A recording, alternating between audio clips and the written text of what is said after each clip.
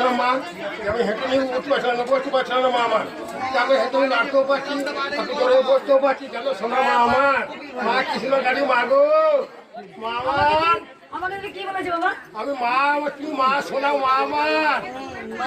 আমি সবার কাছে মেয়ে হয়ে গেছি, আমি মা হয়ে গেছি, বাবা মাকে এসেই বলছে তুমি তো আমার সোনা মা গো, তুমি তো আমার সোনা মা। বাবা কোথা থেকে আসছেন বাবা? সত্যি করে আমি বর্ধমান থেকে আসছি, আমার পায়ে খুব ব্যথা ছিল, আমি মায়ের কাছে প্রথম মঙ্গলবার এসেছি, আমি খুব বিয়ে পেয়েছি। হ্যাঁ আপনার কিসে ঠেকাও মা আমার? কোথা থেকে আসছো? আমরা করজনা থেকে মা। একবারই এসেছিলেন?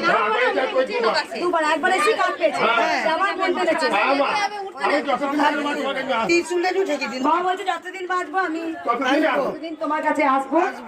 কারণ আমি বলেছি বাবা, কারণ তোমরা সবাই জানো যে ওই ত্রিশুলে ঠেকানোর জন্য তোমরা খুব অস্থির হও, আর থেকেই নিয়ে যাওয়ার পরই তোমরা সুস্থ হয়ে যাও। সুস্থ আছি। তোমার উপর আছে